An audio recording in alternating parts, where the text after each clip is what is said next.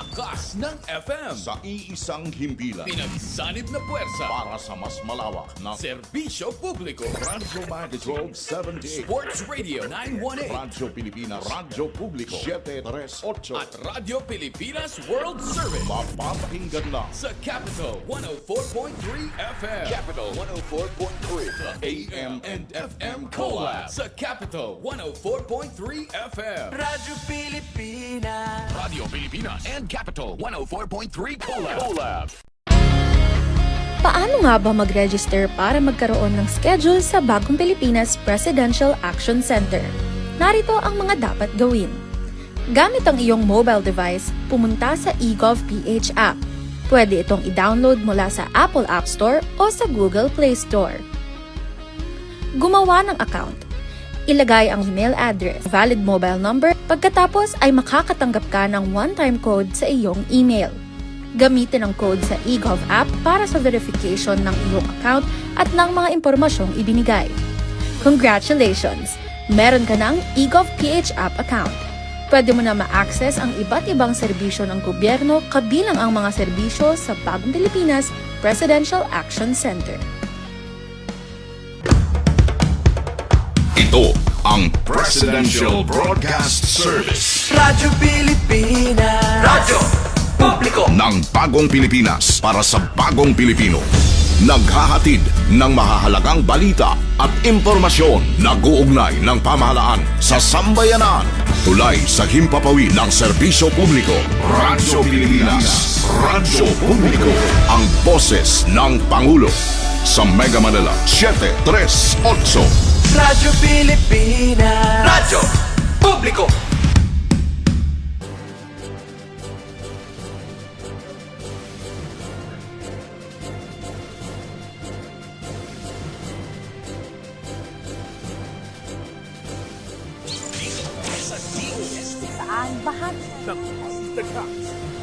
Ang DOSTV sa radyo.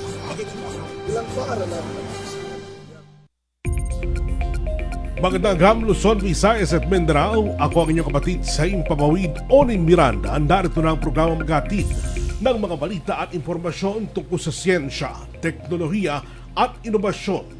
Kokonekta sa bawat Pilipino sa mga sulok ng mundo. Dalaan mga programa at proyekto ng Department of Science and Technology sa ngalan ng ating kalihim, the U.S. Secretary Renato U. Silidong Jr., ako po si Asek Napoleon Juanillo Jr. at ito ang ating Radyo Siyensya. Sa DOST, konektado ka. Asek, magandang hapon po sa inyo, magandang agham po sa inyo. Magandang agham po sa iyo, Onin, at Happy New Year. Happy New Year, sir.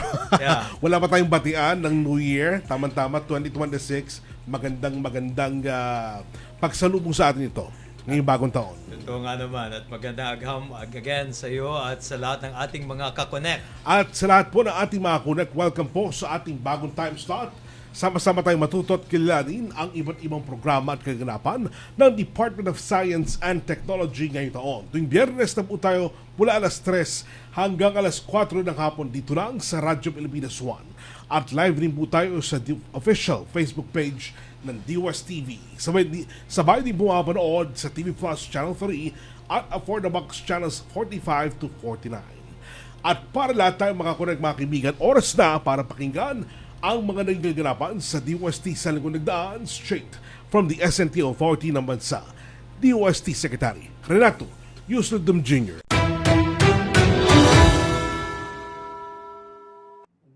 Magandang araw, Pilipinas. Ito po si Secretary Renato U. Silidong Jr., kalihim ng Department of Science and Technology at opisyal naming sinisimulan ang 2026 sa pamamagitan ng mga makabuluhang gawain at tagumpay ng DOST nitong buwan ng Enero. Noong ikalima ng Enero, pinangunahan natin ang kick-off ng Philippine Tropical Fabrics Month na may temang Stitching Futures. Ipinapakita ng selebrasyong ito kung paano nagiging susi ang sustainability, innovation at inclusive growth sa pagbuo ng isang matatag at globally competitive na textile at garment sector. Isang industriyang nagbibigay kabuhayan at nagdadala ng pagmamalaki sa gawang Pilipino. Ikapito ng Enero, isinagawa ang DOST Public Service Continuing Plan o PSCP orientation. Mahalaga ito upang masigurong tuloy-tuloy ang paghahatid ng serbisyong pampubliko ng DOST, lalo na sa panahon ng sakuna, krisis o anumang disruption. Sa pamamagitan ng PSCP, handa ang ahensya na ipagpatuloy ang mahalagang programa at serbisyo para sa sambayanang Pilipino, anuman ang sitwasyon. Noong 9 ng Enero, ikipagpulong tayo kay Her Excellency Sarah Holton, ang bagong talagang ambassador ng United Kingdom sa Pilipinas. Napag-usapan ang patuloy at mas pinalalim pang ugnayan ng Pilipinas at United Kingdom sa larangan ng science, technology at innovation. Isang partnership na nagbubukas ng mas maraming oportunidad para sa research, talent development at innovation-driven growth. Ika-12 ng Enero, nagbigay ng courtesy visit sa DOST si Cagayan Provincial Governor Edgar Aglipay. Muli naming pinagtibay ang aming iisang layunin, gamitin ang agham, teknolohiya at inobasyon bilang pangunahing sandigan ng pag-unlad ng lalawigan ng Cagayan. Noong ika-14 ng Enero, nagsagawa ang DOST ng technical workshop kasama ang Department of Budget and Management upang talakayin ang mga teknolohiyang maaaring suportahan ang DIME program o Digital Information for Monitoring and Evaluation. Ang programang ito ay gumagamit ng drones, satellite at LiDAR technologies upang masigurong transparent, maayos at napapanahon ang monitoring ng malalaking proyektong panggobyerno. Sa parehong araw, tinanggap din natin ang courtesy visit ni His Excellency Lee Sang-hwa, Ambassador ng Republic of Korea sa Pilipinas, upang palakasin pa ang kooperasyon ng Pilipinas at Republic of Korea sa science, technology and innovation, lalo na sa pagsuporta sa Asian Chairship ng Pilipinas ngayong taon. Ika-15 ng Enero, nagpagpulong tayo kay Ambassador Iza, ang Ambassador ng Pilipinas sa Germany, upang talakayin ang mga posibilidad ng mas malalim na ugnayan sa agham, teknolohiya at inovasyon sa pagitan ng dalawang bansa. Noong ika-16 ng Enero, isinagawa ang NCR leg ng public consultation sa draft implementing rules and regulations ng Republic Act No. 12310 o ang Expanded Philippine Science High School System Act of 2025. Isa itong landmark legislation na nagpapakita ng matibay na paninindigan ng pamahalaan na palawakin ang access ng kabataang Pilipino sa world-class STEM education sa buong bansa. Ika-19 ng Enero, naging abala ang DOST sa ilang mahalagang pagtitipon. Kabilang ang meeting kasama ang AAP, ang NAST Networking Forum, at ang courtesy visit ni His Excellency Mark Innes Brown, Ambassador ng Australia sa Pilipinas, upang patuloy na palakasin ang science and innovation partnerships ng dalawang bansa. At kahapon, ika-22 hanggang ngayon, ika-23 ng Enero, isinasagawa ang Southern Leyte Provincial Science and Technology Roadshow, kung saan inilunsad at opisyal na i-turn over ang iba't ibang proyektong pangagham at teknolohikal, direktang nagdadala ng solusyon, oportunidad at kaunlaran sa mga komunidad. Sa pagbubukas ng 2026, patuloy ang DOST sa pagtupad sa kanyang mandato. Ihatid ang agham at teknolohiya sa bawat Pilipino para sa agham na ramdam. Maraming salamat po, DOST Secretary Renato Yusnudum Jr. Samantala, alamin muna natin ang lagay ng panahon. May pag-ulat si Benson Estereha mula sa Pag-asa Weather Forecasting Center. Benson, magandang araw. Radyo Pilipinas. Magandang araw po, Sir Oning, ganyan din sa ating mga taga-subaybay. Sa ngayon, patuloy ang epekto ng amihan o northeast monsoon sa malaking bahagi ng bansa. Asahan magiging makulimlim ang panahon at may mga mahihinang pag-ulan over Cagayan Valley, mga probinsya ng Apayao, Kalinga, Mountain Province, Ifugao, pababa ng Aurora, Quezon, Oriental Mindoro, buong Bicol Region, Eastern Visayas, down to Caraga Region, Northern Mindanao, and Davao Region. Ang natitirang bahagi ng bansa, bahagyang maulap hanggang maulap ang kalangitan ngayong araw at sasamahan lamang po ng mga pulupulong ulan or mga isolated light rains. Samantala, patuloy din ang paglamig ng ating temperatura dahil pa rin sa pag-ihip ng malamig na amihan galing po dito sa may Siberia at saka po sa mainland Asia. Asahan naman yung temperatura for Metro Manila between 20 to 30 degrees habang sa Baguio City naman 11 to 21 degrees Celsius. Meron pa rin tayong minomonitor po na low pressure area sa loob ng PAR pero wala naman itong direct effect sa ating bansa. 765 kilometers east of Surigao del Sur, kaninang madaling araw or kaninang umaga. At wala namang malayo sa kalupaan, wala namang inaasahang direktang epekto pa. Yung muna latest muna dito sa Weather Forecasting Center ng Pag-asa, Dennis Tareja, magandang hapon po. Maraming salamat, Benson Estareja. Samantala, narito na ang iba pang napapanahong balita ka. Ito ang Balitang Rapido. Starbucks ng DOST ipinagkaloob sa mga pampublikong paaralan sa Region 7. Ipinagkaloob ng Department of Science and Technology Region 7 o DOST-7 ang Starbucks sa 6 na pampublikong paaralan upang palakasin ang kalaman sa siyensya at teknolohiya sa mga mag-aaral at guro katuwang ang lokal na pamahalaan ng Pinamungahan Cebu. Ang Starbucks o Science and Technology Academic and Research-based openly operated kiosks ay isang offline digital library na nagbibigay ng libo-libo materyales sa siyensya, matematika, teknolohiya, agrikultura at iba pang asignatura na maaaring magamit sa research, talakayan sa klase at independent learning, lalo na sa mga lugar na limitado ang internet connection. Sa isinagawang orientation, sinanay din ang mga guro sa bastong paggamit ng Starbucks upang mas mapalawak ang interes at kalaman ng mga estudyante sa siyensya at iba pang asignatura. Malaking hakbang ito para suportahan ang edukasyon at kayatin ang kurikulum ng Science and Technology sa komunidad. DOST, inilunsad ang bagong Innovation Hub sa gitnang Luzon.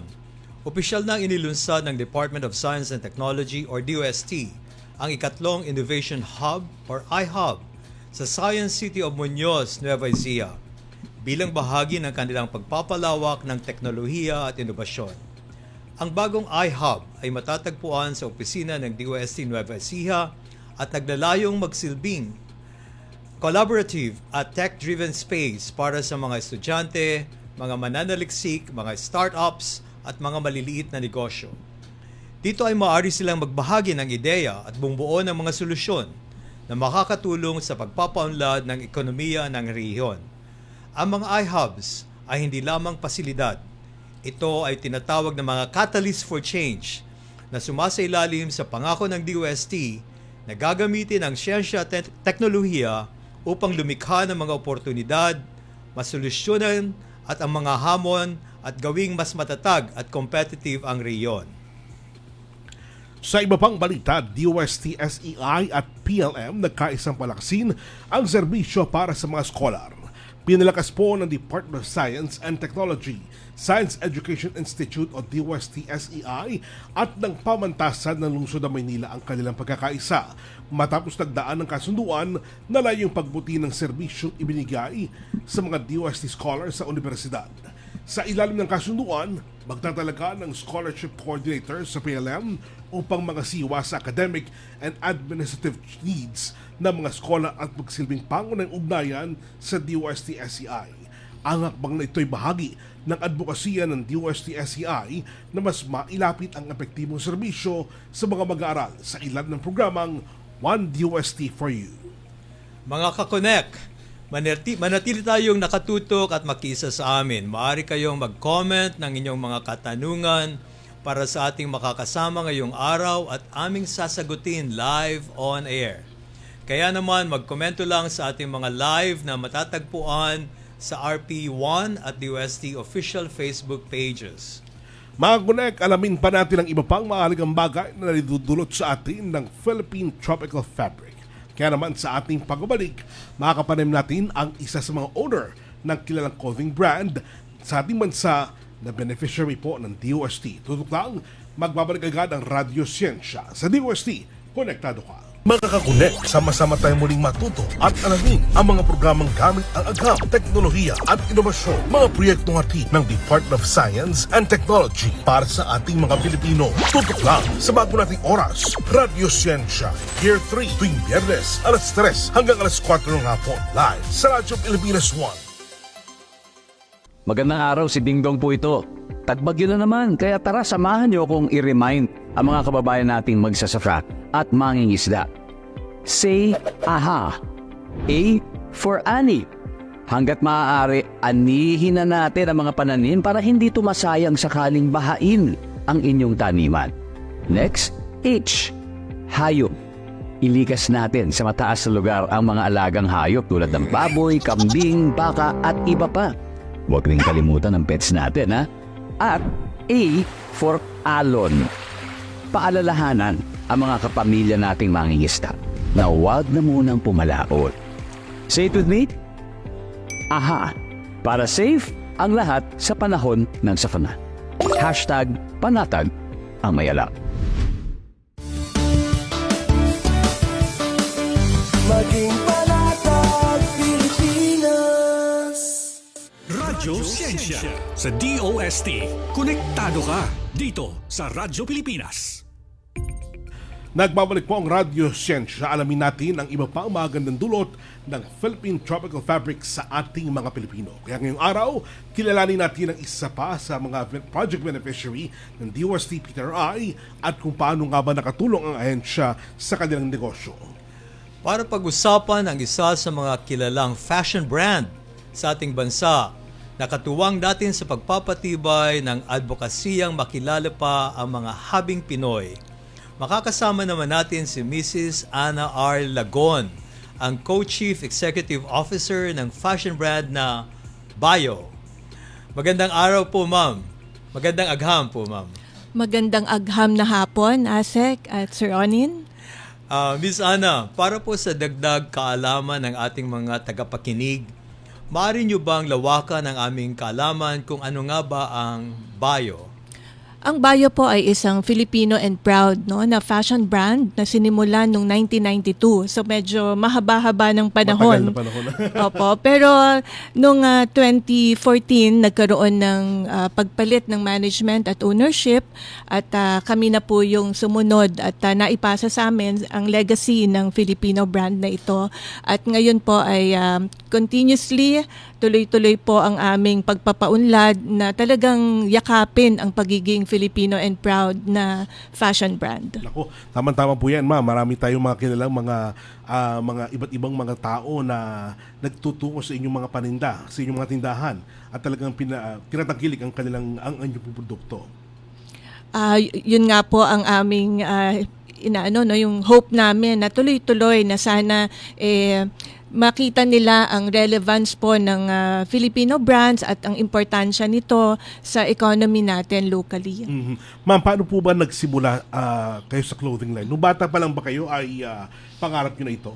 Bakit po damit ang napili nyo negosyo? I belong po sa third generation garment maker. Yung aking lola ay may patahian sa local, pero siya, supplier. Wala siyang sariling brand. So nagsusupply siya sa mga stores. Ang mother ko naman ay nag-i-import ng mga tela. So pagdating sa akin, kahit na iba sana ang aking kukuhanin kurso, talagang bumabalik doon sa pagmamahal ko sa fashion. At nakita ko yung dalawang side. Yung isang nag-i-import ng tela at yung isa gumagawa. So noon pa lang, kita ko na yung difference na bakit kaya kailangan mag-angkat pa sa ibang bansa. So may mga ganun na akong katanungan early on. Makaka-connect mula sa ating mga live viewers online. Tanong po mula kay Vina de la Peña ng Nueva Ecija. Bilang isang Filipino fashion brand, bakit po ninyo piniling makipag-collaborate sa DOST at gumamit ng mga locally developed technologies tulad ng yarns at tela, texrev or textile recycling, lokal na silk, natural dyes at handloom weaving? Maraming salamat, Asek. Marami talagang proyekto yung nabanggit nyo dahil matagal na po kaming nakikipag-partner at collaborate sa PTRI simula pa noong 2014. Pero mas naging matibay itong mga nakakaraang ilang taon. Siguro dala na din ng pangangailangan at nakita namin yung saysay, ang importansya talaga to strengthen yung local value chain. Naapektuhan tayo ng malaki nung nagkaroon tayo ng pandemic, wala tayong maangkat sa labas, pero yun ay na lang, nasa bandang dulo na. Ang maganda, nasimulan namin ng maaga pa, nagkaroon ng roadmap ang aming pag-connect sa PTRI because of yung mandate nila, no, yung textile research, at in line na rin doon sa aming vision for recreating the narrative of the brand. Aside from being a Filipino and proud brand, gusto namin maging sustainable, no? In-embrace namin yung proseso ng circular economy na diyan mo makikita kung gaano ka-importante yung local ecosystem.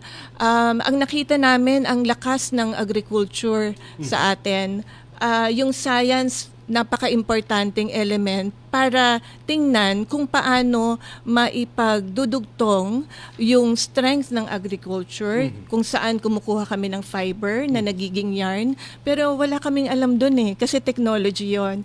So yung nakita naming need, ang solusyon ay naging science-based, na talagang nagiging epektibo siya kasi may validation. Napakalaking support ang nabibigay ng research and development galing sa Philippine Textile Research dahil napagtitibay niya, no, yung mga goals namin, especially our sustainable goals, no, to achieve a stronger and local value chain ng aming materials. Ma'am, ano po yung mga local product po mula pa sa PTRI ang nagagamit po ninyo at talagang pinalalaganap na ngayon?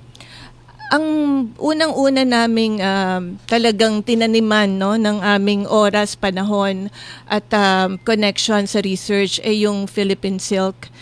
Napakalaking bagay na naging parte kami ng revival dahil matagal na siyang nasa Pilipinas pero matagal na rin siyang nawala. At nung nakita namin yung opportunity na ibalik ito, yun ang unang-una namin na parang sobra kaming na-inspire kung paano siya mangyayari. At hindi namin kayang gawin yon kung walang ang DOST na katuwang. Yung iba pang mga na-develop namin at naging daan para magkaroon kami ng opportunity sa aming mga fashion pieces, yung abaka, no? Abaka, kawayan, yung bamboo fabrics. Ang pinaka malaking achievement na nakikita ko ngayon, itong pinakahuling collaboration namin, hindi naman huli, ibig sabihin latest lang. Yung textile revitalization. Ito yung pag-upcycle ng mga pinagtabasan galing sa production kasi kami rin ang gumagawa ng mga produkto namin. We are really very proud na made in the Philippines po ang mga produkto ng Bayo. Ano po yung mga produkto yun, ma'am? Ibig sabihin talagang kung tutusin, kung noon natin ito simulan, matagal na itong nawawala sa pinagagawa ng produkto ng iba't ibang mga tao. Pero ngayon ay talagang napapakinabangan pa na gusto. Kami kasi, 'di ba, fashion brand. So karamihan talaga damit, no, apparel. Pero hindi rin kami tumigil doon. Nag-develop na rin kami ng products na pwedeng gamitin as accessories. May mga bags din kami nagawa sa natural fiber. Medyo challenging lang yung scale. Kaya ang ginawa namin, isa sa mga branches namin, convert namin sa slow fashion brand. Okay. So, bukod dun sa mainstream brand ng Bayo, which is present nationwide, meron kami ngayong isang branch na kinonvert. Ito yung nasa Greenbelt 5, Bayo Atelier ang pangalan niya. Nandoon po lahat ng dinedevelop namin na fabrics between PTRI and Bayo. At least kahit na hindi pa ganun karami, dahil syempre nasa research pa tayo, kailangan natin subukan sa market kung viable ba siya, tatanggapin ba siya, bago tayo mag-invest na i-scale up ito. So yung Bayo Atelier, nandiyan yung mga innovations, mga innovative pieces namin na talagang we are very proud na hindi lang dito sa Pilipinas pinapakita, pero na-showcase na rin siya abroad. Mula pa rin po sa ating mga live televiewers naman, tanong mula kay Dave Caragayan bilang advokasya ng Bayo, ang pagiging eco-friendly, paano nakatulong sa kalikasan ng paggamit ng mga lokal na ibla gaya ng abaka, pineapple at bamboo? Natural fibers, no? Ibig sabihin, sa kalikasan natin, kung ibabalik mo ito, Kasi minsan, no, most of the time actually, marami siyang pinagtabasan o yung luma mong damit, saan mo na siya ilalagay. So pag tinapon mo yan, nandun ang balik eh. Pero kung natural fiber siya, hindi siya makaka-affect sa kalikasan. Ang pinakamalaking epekto kasi yung tinatawag nating synthetic na mga fibers na pag binalik mo sa kalikasan, pwede siyang mag-produce at mag-emit ng yung tinatawag na greenhouse gas emission. No? At sa pag-produce din ng natural fibers, napakababa nung kanyang greenhouse gas emission kung ikukumpara mo sa mga synthetic fibers. So, malaki talaga yung impact sa environment. Ma'am, gaano po kahalaga ang research and development and innovation, lalo na ang suporta ng DOST PTRI sa pag-develop ng inyong mga produkto? Napakahalaga po. Kaya kami hindi tumigil simula nung 2014 hanggang ngayon. Lahat ng iniisip pa lang namin, nire-refer na namin ito sa DOST, no, sa PTRI, kasi yung paglawak ng vision mo, hindi mo siya mararating kung ikaw lang. Maliit lang po yung company namin. We're a private sector company, pero marami kaming ambisyon, pero hindi namin siya magawa kung kami lang. Malaking bagay na meron tayong agency na willing to support itong aming mga inaambisyon tungkol sa industry, kasi hindi lang naman bayo ang makikinabang dito. It's an industry-wide benefit na magbibigay ng pagpapalakas ng negosyo na related sa mga fabrics. Hindi lang damit, marami ding uses ang tela. Alright, ma'am. Mainit sa Pilipinas, alam po natin yan. Mula po sa pananaw ng siyensya, bakit mas presko at mas maganda sa balat ang telang gawa ng DOST kaysa sa mga imported na fast fashion brands? Siguro wag na lang nating tawaging wag na lang natin siya ikumpara sa imported o sa kasi syempre ang ating economy ay nagwe-welcome naman sa lahat, no. We do not discriminate yung mga basta ang sa atin palakasin yung local. Yung mga foreign brands, we need them also to challenge us. So we welcome that. Pero ang maipagyayabang naman natin ay ang natural fibers, malamig talaga sa katawan. Kasi walang plastic. Yung synthetic kasi, hinaharangan niya yung hangin. Kasi wala siyang open na pag titingnan mo yung kanyang structure, siguro pinakasimpleng explanation, pag plastic, walang pores. Yes, pero ang natural fiber, meron siyang mga in-between pores. No? Hindi ko alam kung tama yung pagkaka-explain ko, but the way I experience the fabrics firsthand, yun yung nakikita naming difference. And we have that opportunity na i-strengthen yan dahil sa labas, no, yung mga sabihin mo ng mga global at malalaking brands, kailangan nila marami eh. So yung sa dami na yon, may hirapan sila pag natural fibers. Ngayon, strength natin yan, na meron tayo right in our own backyard. So sana nga magpatuloy pa na palakasin ito. Tama po yan. Alam ko nasagot nyo na to kahit papaano, pero bakit ho ba mahalaga sa isang negosyo ngayon ang pagiging sustainable at locally rooted? Ang pagiging sustainable kasi, napakabigat na salita, hindi pa rin namin matatawag na 100% sustainable kami. Pero ito ay isang goal ng kada negosyo. Sa tingin ko, hindi lang siya importante, but it's needed in urgency. Kumbaga, ang tawag nga natin, it's an imperative, no, in our business, because to be sustainable is to be kind to our environment, to be kind to the people that work around our business, and eventually, it will profit the bottom line. So talagang masarap siyang gawin, maganda siyang gawin, mabuti sa tao, mabuti sa kapwa, mabuti sa kalikasan. So as a business, I think there are a lot of values, no, that we can really appreciate if we go the sustainable route. Maraming salamat po, Miss Ana. Baka may gusto po kayo ibatiin at ibayag. Saan po pwedeng makita ng ating mga tagapakinig at manonood ang inyong koleksyon? i-take ko yung opportunity na ito, no, para imbitahan na sana makabisita kayo sa any Bio branch nationwide. Lahat ng malls naman, halos lahat ng malls meron kami. Pero may isa lang kaming Bio Atelier sa Greenbelt 5. Kung gusto niyo yung talagang community-made weaves, nandoon po lahat. That's in support of Bio Foundation, providing livelihood to several communities. Maraming salamat. Pwede kong special mention ang Yes, ma'am, of DOST course. PTRI for really believing in the vision that we have, no, not for the brand alone but really for the nation. So maraming salamat po. Maraming salamat po, Miss Ana R. Lagon, ang Co-Chief Executive Officer ng fashion brand na Bio. Proud na proud po kami sa Bio. Salamat, Congratulations. Salamat, ma'am. Maraming salamat po. Mga Connect, alam nyo ba na ngayong buwan ay ipinagdiriwang natin ng Philippine Tropical Fabrics Month at ang isa ang DOST sa mga tagapagsulong po nito. Yan po ang pag-usapan natin, manatili nakatutok, magkabalik agad ang Radyo Siyensya sa DOST Konektado Ka. Ang inyong pinagkakatiwalaang Radyo Pilipinas nasa TV na. Oo, nasa TV na. Ang Radyo Pilipinas 738 AM ay live nang mapapanood sa Channel 3 ng ABS-CBN TV Plus at Channels 45 to 49 ng GMA Affordabox. Kaya may access ka na sa balitang totoo anytime, anywhere. Sa radyo, sa social media at TV. Radyo Pilipinas 738 AM. Time to celebrate kulturang Pinoy. Tradisyon, musika, sining, literatura at iba pa. Anything and everything fun and Filipino. Ito ang Pinoy Kultura. Iba ang musikang Pilipino or more popularly known as OPM. May OPM na makabago.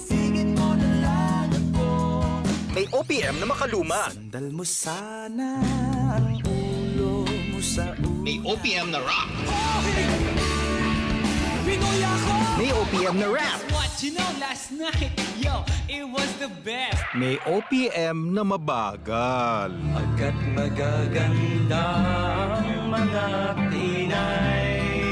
May OPM na mabilis. May OPM na Tagalog. Ang himig natin. May OPM na English. Bahagi ng ating kultura, noon, ngayon at magpakailanman. Anumang OPM ang hanap mo, isa lang ang masasabi ko.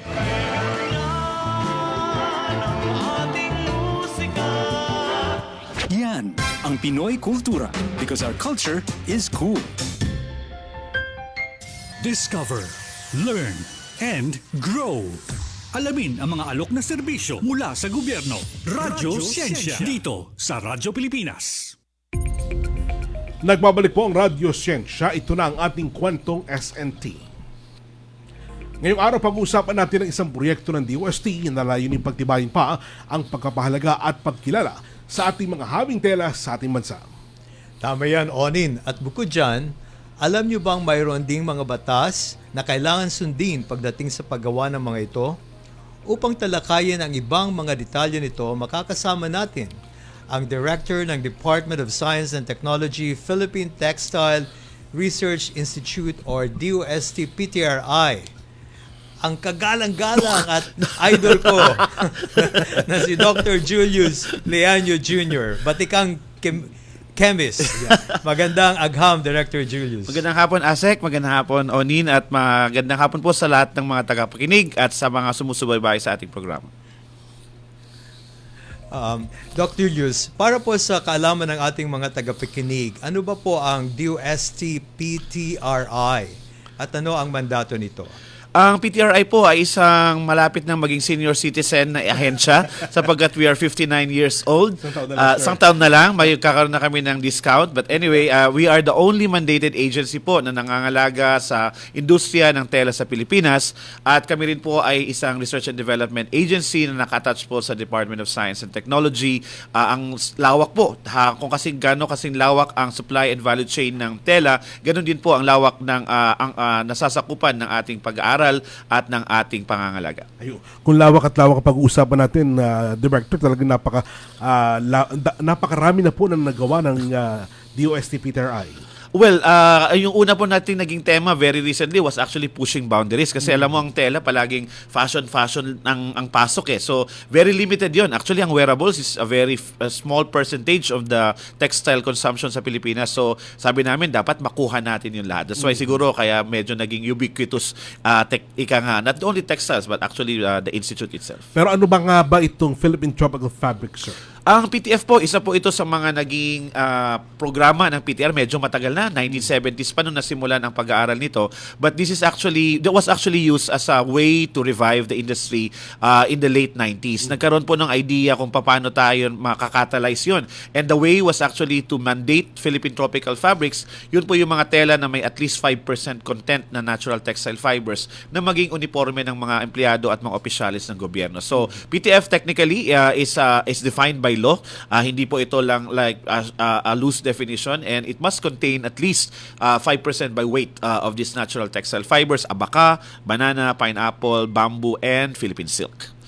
Doc Julius, paano naman po pumapasok ang science and research ng DOST PTRI sa paggawa ng mas komportable, matibay at sustainable na tela? Well, nag-evolve ASEC ang need ng Pilipino and even the global market. At nakita natin na talagang kung ano yung meron pala tayo, yun pala yung direksyon nung shift nung pangangailangan ng mundo tungkol sa tela at sa sinusuot.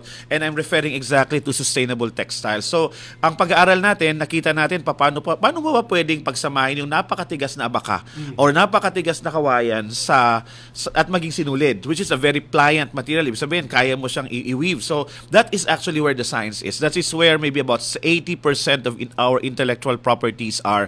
Paano mo i-convert itong mga materials ito para ma-spin mo together with cotton or maybe other textile materials at maging sinulid. And this is actually the center, or maybe we could call it the epicenter of knowledge generation. And from there, lumalawak na yan, nagiging tela, nagiging nonwovens, nagiging damit, nagiging sapatos, and of course, as I said, the rest is history. Meron tayong mga kabataang nakasama sa pagbisita noong ginawa niyo po yung exhibition somewhere in saan nga ba yun, sir?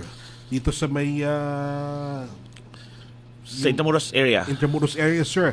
Marami talagang bumilib doon sa kawayan, damit na gawa sa kawayan. Talagang napalambot daw po ang kawayan at hindi inakala na magiging tela. Well, actually, ang kawayan, makikita mo nga rin daw yata yan sa malls eh. But this is a very different kawayan kasi itong kawayan na to, dinidissolve nila yon and then they regenerate it. So medyo ibang proseso. But ito, kaya nating sabihin na under the microscope, at least makikita mo, kawayan na fiber pa rin yun. And that is actually one of our newest and albeit the easiest dahil siguro sa experience namin sa abaka at sa kapinya, pinakamabilis na na-develop among the newest fibers that we have. Parang mga 3 years lang ang gestation period nun. And yes, that's why we have the bamboo textiles, yun yung kawayarn, which we actually have conducted and implemented together with the DOST agencies as well. Ayan, sir. Ano-ano po yung mga programa ng DOST PTRI ang diretsyon tumutulong sa mga negosyong gumagamit po ng PTF?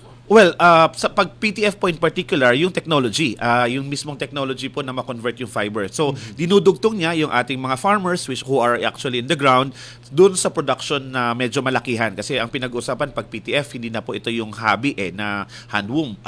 We are looking at the industrial mills already. So, pinagdudugtong mo para magumalaw yung raw materials mula sa Catanduanes, mula sa Bicol, sa Caraga, even the Eastern Visayas, at maging kasama siya dun sa value chain. Yun po yung unang pasok. This is actually deployed and we have a lot of hubs strategically located din across the Philippines. Meron sa Ilocos, sa Miagao, sa Ilagan, Isabela. Very soon, ASEC sa Kabacan, North Cotabato will be the 4th. And the 5th will be in Rizal, kadugtong ng TexRev ng Bayo at yung ating effort na masolusyonan yung waste doon. And we are very lucky this year, meron pang isa, maybe in the Negros Island. So, dumadami yung hubs that enables us to get raw materials, channel it to the supply chain. Talagang wow. And Dr. Julius, wow na wow. Kung titingnan natin, Dr. Julius, ang buong value chain, mula hibla hanggang damit, paano ito nagiging source ng trabaho at kabuhayan? Well, alam niyo po, ang textiles in general, even the garments industry, has always been a launchpad of any industrial revolution. Actually, that was one of the launchpads of the first industrial revolution. And who would imagine na even rebounding economies use textiles and garments as a rebound strategy? Actually, ASEC, yun yung aking capstone sa DAP, which is actually enabling the textile supply chain because it's one for three very very important reasons. Number one, employment. Maraming may empleo mula sa raw material hanggang sa dulo, hanggang maging garments yan, hanggang ma-recycle. Pangalawa, foreign direct investments. Kasi lumalabas yung materials. You know, as Bayo has mentioned, wala na ngayong border ang merkado. Ang local, international market, iisa na yan. Very porous na eh. So we can see our materials moving from the Philippines even abroad. So that's also a source of dollars. And of course, the last one is the textile industry, ASEC, has an opportunity to do incremental innovation. So every single step, like gagawa ko sinulid, there can be innovations there. Gagawa ako ng fabric mismo, may innovations dito. And because of that, concerted yung nagiging innovation strategy. Hindi siya yung kailangan sa simula lang or sa dulo lang or holistic. Every single step, meron siyang incremental innovation opportunity. That's why it's really positioned to hopefully really realize the need to create jobs, sustainable jobs at that, while we are creating and developing sustainable materials and fabrics as well. Ayun, sir. Nakita po natin yung paglulunsad ng mga bamboo textile fiber innovation hubs at yung regional yarn production centers. Yes. Paano binabago ng mga pasilidad dito ang buhay ng mga komunidad sa probinsya na dati natin nagbebenta lamang ng mga hilaw na materials? Oo nga, pag hilaw kasi raw material, ang baba ng presyo. Tama po. Ang kawayan parang 5 pesos, if not 10 pesos, hanggang 20 pesos per kilo. Ano yung isang buong pole? So anong silbi nun? Panusok ng fishball, ng barbecue, very low value. But when you convert them into fibers, umaakyat yan hanggang 450 pesos per kilo. So, of course, I'm not saying na as if wala kang ininvest, no? But meron. But, you know, these are opportunities. Ang palagi namin sinasabi, you have to tie or you have to localize material transformation in the ground kasi yung value transformation also happens there. Ibig sabihin, mas marami ang pwedeng makinabang. This is exactly what happened in Agusan, Buena Vista, Agusan del Norte, where the secretary also was there. Would you imagine, kaka-place lang nila, umabot na yata sila ASEC ng almost 1 million peso na PO ng bamboo textile fiber. And we just launched it about mid-year, last year. So, kita mo na mabilis eh. And I think these are also part of that, how do you call this? Paano ba ang politically correct term? These are rebel returnees, itong communities na to. So, it's one way as well to provide opportunities for them na you don't have to, you don't have to bear arms. I mean, to make things change. So, parang may mga ganun po. And this is not isolated to Agusan. It's happening in almost all the hubs across the Philippines. Tama po. Nako, Dr. Julius, big time itong ating live viewer online. Kasi galing kay Vera Wang. Hindi. So, joke lang. Tanong mula kay Wang de Vera. Okay. Imagine sana si Vera Wang na talaga, no? Ng Makati City. Ang tanong po niya ay, Director Julius, para sa mga ordinaryong Pilipino na gustong sumuporta sa industriya, ano ang dapat hanapin kapag bibili ng authentic na Philippine tropical fabrics? Meron bang certification or tatak na dapat tingnan? Yeah. Unang-una po, natutuwa kami ibalita na nasa isang mall na yung ating Philippine Tropical Fabric as a mainstream material for barong in particular sa menswear. Hopefully, mag-cross na rin siya sa female. May code doon na nakalagay yung PTF, but what we are trying to do now, ASEC, is i-enforce natin talaga yung sign, yung mismong mark, para mas madaling ma-identify. And we were able to talk to the owners last week. They're very willing to carry the mark, which we have developed for all Philippine Tropical Fabric products sana. That's number one.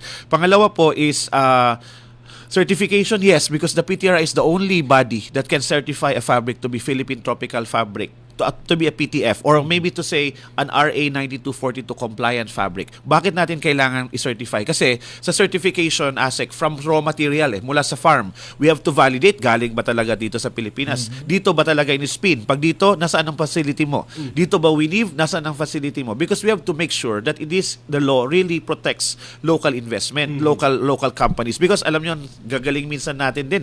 Minsan, merong nangyayaring, may front ka, pero galing sa ibang bansa yung sinulin mo. So this is not a good way to do it. And we have been very strict about it. Fortunately, medyo malayo-layo pa. Pero kami optimistic, ASEC, based on our certification, parang sa government employees na uniform, 2% na ang compliance, so 98% na lang. But this is a good way to go. I'm very optimistic. Okay yan. Okay yan. Because 6 months ago, it was 1%.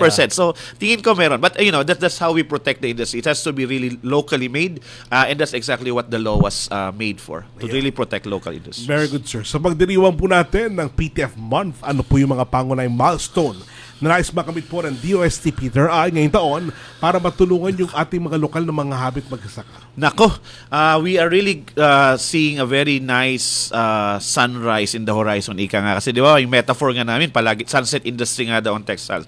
But the sun is still in the horizon, but it's a sunrise. This year, we are hopeful that there will be something disruptive aside from what government can actually already provide as far as spinning is concerned. And hopefully, dire-diretso na po yan. And in the Philippine Tropical Fabric Month celebration, we hope to bring stakeholders together, usap-usap, kasi that's where we actually get them together. Business, the academe, industry, even the private sector, para pag-usapan ang trajectory ng Philippine textiles. Hindi lang po yan PTRI or DOST. It has to be one whole of government, a whole of society approach, and that will culminate at the Philippine International Convention Center. It is towards the end of the month. Director Julius, sabi nila sa likod ng bawat yarda ng tela ay may magsasaka at may manghahabi. Maaari ba kayong magbahagi ng isang kwento ng tagumpay kung paano nagbago ang buhay ng isang komunidad dahil sa mga inobasyong ito? Well, marami po example, pero siguro ang pwede nating banggitin na isang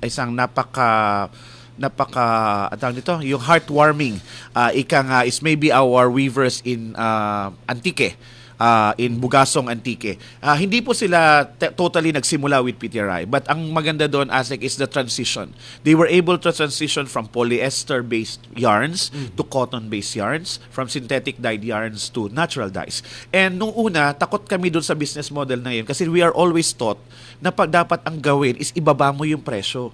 But apparently for Philippine textiles, the more mo itataas, the better. So what happened, to cut the long story short, they were able to relaunch Patajong being woven in Antique as natural dyed based and of course as cotton based. And you would see prices doubling. Nag-double yung presyo. And they are selling. Ngayon, nakilala na sila for all of these muted but very regal colors from natural dyes. And they are commanding the price. Hindi sila yung tinitipid. Sila yung nagsasabi ng presyo at they can move the price. So ibig sabihin, it's a very good way to demonstrate na ang labanan minsan hindi lang sa pababaan ng presyo. And as parang nang sinabi ng ating mga weavers, wala po kami doon sa parte na yan because hindi namin pwedeng patawaran yung kultura that went into it.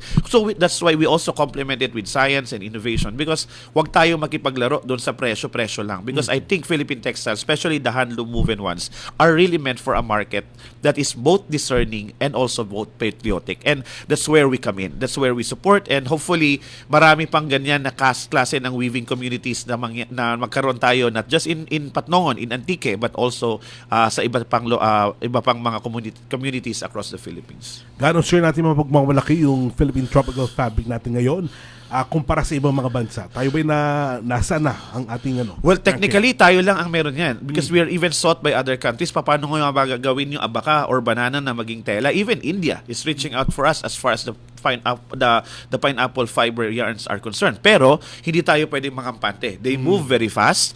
That's why that's also the source of urgency and to some extent anxiety sa amin kasi kailangan mabilis. We have to move fast. Otherwise po, pag naunahan tayo, medyo mawawala na naman tayo sa merkado. But then again, the creativity is there, the experience is there, the raw materials are there. So, it's really ripe for us to really move the industry forward. Hopefully, with a whole of government, whole of society approach, medyo may mangyari ngayon. Ayokong pangunahan. Natitempt ako kasi nakatingin si Asik na magre-report sana ako, Asik, pero wag muna. Pag nangyari yun, I'll be very happy to share the good news to you. But something brewing is coming up. Hopefully, very, very soon. Maganda po yan, Director Julius. Baka may gusto po kayong batiin at pasalamatan. Nasa inyo po pagkakataon. Oh well, maraming salamat po ulit sa pagkakataon sa Radyo Siyensya na ma-discuss ang Philippine Tropical Fabric. At gusto po nating manawagan sa lahat po ng mga kawani ng gobyerno, lalong-lalo po yung ating mga head of agencies. It's high time po that we already transition to Philippine Tropical Fabric. Remember po, every single year that we do not use PTF is every year din po that we are not compliant to the law. So, ulitin po namin yun. The Civil Service Commission is trying to push for it. Ang datos po, 2% pa lang ang compliance. So, this year, year, we will make sure that all of our heads of agencies will now be very much aware of what PTF is. Kasi po, hindi lamang po ito tela, hindi lamang po ito economic in nature, yung issue, but this is actually an issue of an industry trying to rebound, and of course, all government agencies supporting it. So sana po ay tulungan natin na magkaroon ng panibagong sigla ang telang Pinoy at we are counting on government's spending para po makatalyze ito as much as we would want to help our farmers, our weavers, and all artists across the Philippines. By the way, sir, ang ganda po na suot yung ay, salamat po. Matanda na po ito, pero this is a Philippine tropical fabric made of bandala. Abaka po yun that we did with project with Picard. This one during the pandemic actually. So, ayos pa siya. Ayos pa siya. So, we keep using and promoting it. Opo, salamat po. Thank you so much. Maraming salamat, DOST Philippine Textile Research Institute Director, Dr. Julius Leaño Jr. Ayan, mga Gunek, oras na para naman ating alamin kung ano pa makaganapan ng ating kalihim sa mga susunod na araw. Straight from the S&T Authority naman sa DOST Secretary Renato Yusludum Jr. Bago po tayo magtapos, narito ang ilan sa mga nakatagdang gawain ng Department of Science and Technology sa mga susunod na araw. Sa ika-24 ng Enero, magbibigay po ang inyong lingkod ng lecture ukol sa Science, Technology, and Innovation in Governance para sa mga estudyante ng Development Academy of the Philippines. Tatalakayin dito kung paano nagiging mahalagang sandigan ang science, technology, and innovation sa paghubog ng epektibo, transparent at makataong pamamahala. Sa Lunes naman, isasagawa ang ikatlong COFIL Steering Committee meeting kung saan patitibayin pa ang kooperasyon at mga susunod na hakbang para sa mas matibay na ugnayang pangagham at teknolohikal.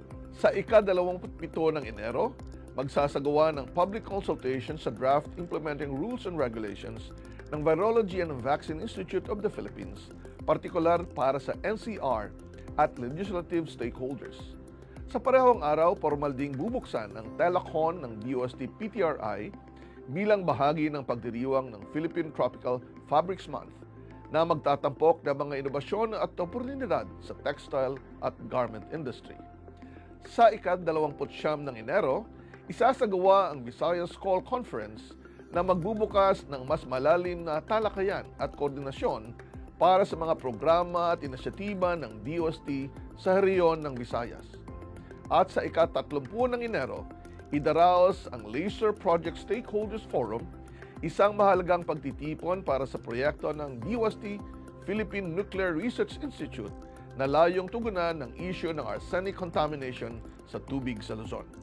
Tatalakayin dito ang paggamit ng makabagong nuclear techniques sa pagbuo ng portable arsenic testing kits para sa environmental monitoring, isang hakbang na magpapahusay sa kalidad ng tubig, kaligtasan ng komunidad at kakayahan ng maliliit na negosyo sa risk assessment. Sa parehong araw, dadalo rin tayo sa recognition and awarding ceremony at ika-53 anibersaryo ng DOST Picard bilang pagkilala sa mga natatanging ambag sa pananaliksik at kaunlaran ng sektor ng agrikultura, yamang tubig at likas na yaman. Samahan po ninyo ulit kami sa susunod na Biyernes. Ako po si Secretary Renato Yusolidum Jr. at ito ang Radyo Siyensya. Maraming salamat po, Secretary Asek. Maraming pong bagay na tatrabahuin pa rin po ang DOST. Tama po ba? At talagang sobrang dami. At isa dyan ang DOST PTRI. Yes, sir. Maraming salamat po, Secretary. Mga Kunek, yan po naging kabuuan ng ating programa. Muli niyo po kami samahan sa susunod na Biyernes, alas 3 hanggang alas 4 ng hapon dito sa Radyo Pilipinas. Sabay di mapapanood sa TV Plus Channel 3 at For the Box Channel 45 to 49. Muli, ako inyong kapatid sa Impapawid, Oning Miranda. At mula sa Department of Science and Technology para sa Agham na Ramdam at sa ngalan ni DOST Secretary Dr. Renato Silidum Jr., ako po si Asek Napoleon Juanillo Jr., patuloy na maghahatid ng kaalaman at serbisyo para sa bawat Pilipino. Ito ang Radyo Siyensya sa DOST Konektado Ka. One DOST for you, solutions and opportunities for all.